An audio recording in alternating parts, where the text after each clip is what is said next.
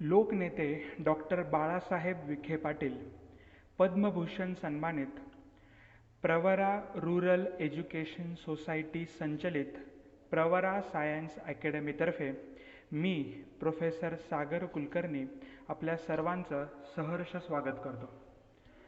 आज आपण बघणार आहे नीट या परीक्षेची माहिती.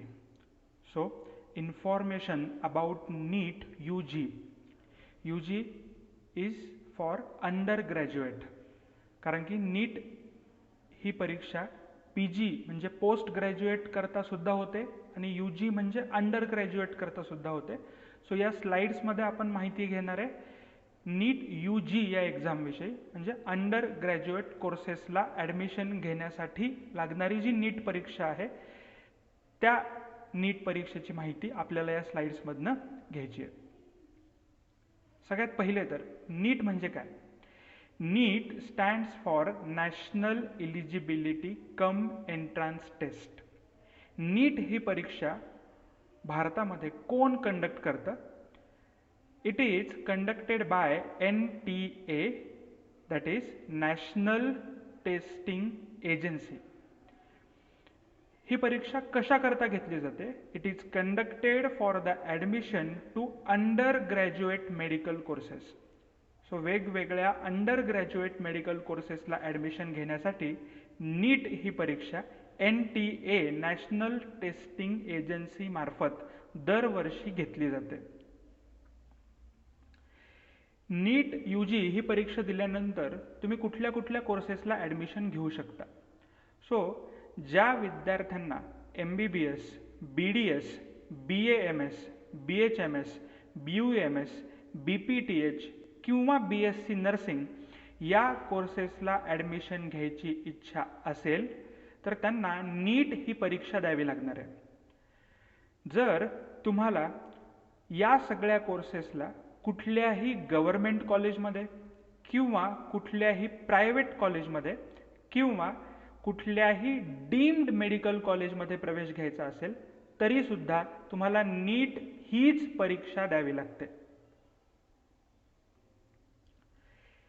नीट एक्झाम कधी होते? तर यावर्षी नीट ही एक्झाम 3 मे 2020 रोजी नियोजित होती, पण COVID-19 पॅन्डेमिक सिच्युएशनमुळे ती पोस्टपोन झाली आणि आता तिची नियोजित तारीख आहे 13 सप्टेंबर 2020, 13 सप्टेंबर 2020. सो याचा अर्थ दरवर्षी नीट ही एक्झाम मे महिन्यामध्ये घेतली जाते, साधारणतः मेच्या पहिल्या आठवड्यामध्ये. यावर्षी ती 3 मेला होणार होती आणि कोविडमुळे ती पोस्टपोन झाली 13 सप्टेंबरला. आता नीट ही एक्झाम आपण कशी देऊ शकतो? It is a pen and paper based test and it is to be answered on the specially designated machine gradable sheet using ball point pen. JEE सारखी ही परीक्षा अजून कॉम्प्युटर बेस्ड टेस्ट झालेली नाही. ही आपल्याला पेन पेपरवरती द्यावी लागते. आपल्याला OMR शीट मिळते. बॉल पॉइंट पेनचा यूज करून आपण त्या OMR शीटवरती करेक्ट आन्सरचे ऑप्शन्स मार्क करू शकतो. So it is a pen and paper based exam आणि ते OMR शीट्स कम्प्युटर किंवा सॉफ्टवेअरच्या साहाय्याने नंतर चेक केले जातात.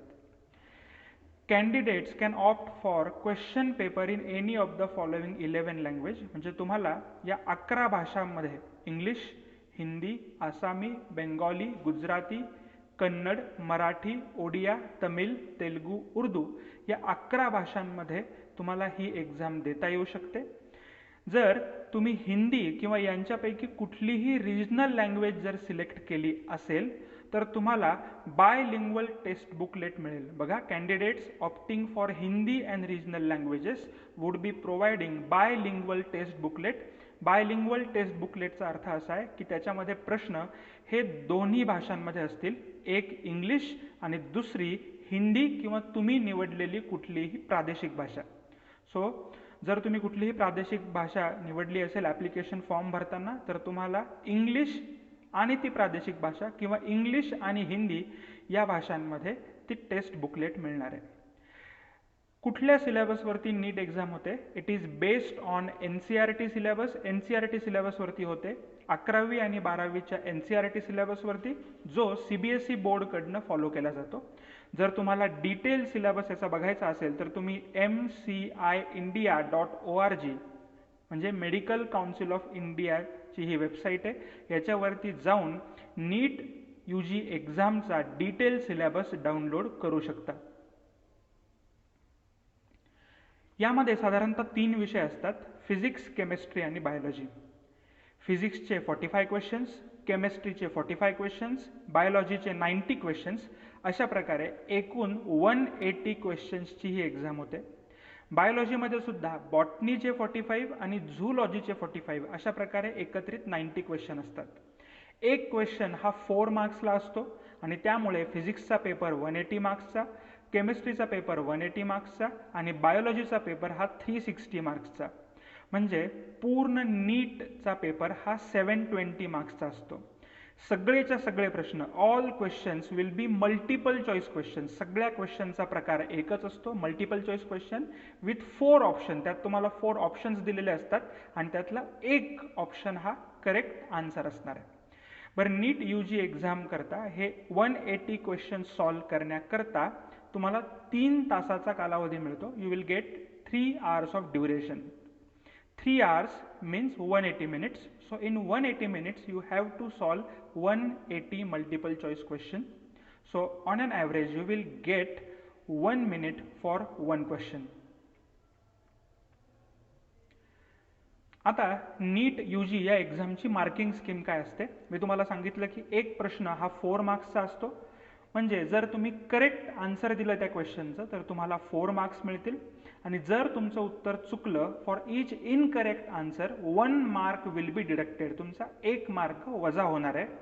फॉर अनआन्सर्ड क्वेश्चन, जर तुम्ही एखाद्या प्रश्नाचं उत्तर दिलं नाही, सोडून दिलं, तर तुम्हाला 0 मार्क मिळतील. म्हणजे जर तुम्हाला त्या प्रश्नाच्या उत्तराची खात्री असेल तरच तुम्ही तो प्रश्न सोडवणं संयुक्तिक राहील. जर तुमचं उत्तर चुकलं तर तुमचा 1 मार्क वजा होऊ शकतो आणि तुम्ही जर तो प्रश्न सोडून दिला तर तुम्हाला 0 मार्क मिळतील. म्हणजे तुमचे मार्क वजा होणार नाहीत. त्यामुळे जर तुम्हाला त्या प्रश्नाच्या उत्तराची खात्री असेल तर तुम्ही तो प्रश्न सोडवणं संयुक्तिक राहील. जर तुम्हाला महाराष्ट्र राज्यामध्ये MBBS किंवा BDS ला जर ॲडमिशन घ्यायची असेल तर त्याकरता काही इलिजिबिलिटी क्रायटेरिया आहेत. Candidates must have passed class 12 with physics, chemistry and biology with a minimum of 50% aggregate marks. म्हणजे तुम्हाला 12वीची जी परीक्षा आहे त्या परीक्षेमध्ये फिजिक्स, केमिस्ट्री, बायोलॉजी या 3 विषयामध्ये 50% मार्क्स पडले पाहिजे. आपल्याला माहिती आहे बोर्डचा फिजिक्सचा पेपर 100 मार्काचा असतो, 100 marks, chemistry 100 marks, biology 100 marks. So तिन्ही मिळून होतात 300 मार्क्स. त्याचे 50% म्हणजे 150 मार्क्स. म्हणजे तुम्हाला 12वीच्या बोर्ड एक्झाममध्ये या 3 विषयांमध्ये आउट ऑफ 300 150 मार्क्स तरी पडायला हवे, तर तुम्ही महाराष्ट्रामध्ये MBBS आणि BDS या प्रवेश प्रक्रियेमध्ये सहभागी होण्यासाठी पात्र ठरू शकता.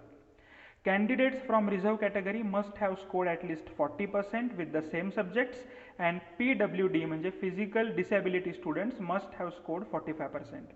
म्हणजे जे रिझर्व्ह कॅटेगरीमधले विद्यार्थी आहेत त्यांना 40%, याचा अर्थ 120 मार्क्स आउट ऑफ 300, आणि जे फिजिकली डिसेबल आहेत त्यांना 45% म्हणजे 135 मार्क्स आउट ऑफ 300 या 3 सब्जेक्ट्समध्ये पडले पाहिजे. त्याचबरोबर candidates must have secured cut off marks in NEET. नीटचे कट ऑफ मार्क्स हे दरवर्षी जाहीर होतात, तर ज्या विद्यार्थ्यांना त्या कट ऑफ मार्क्सच्या वर मार्क्स पडले असतील तेच फक्त महाराष्ट्र राज्यामध्ये MBBS आणि BDS ला प्रवेश घेण्यासाठी पात्र ठरू शकतात.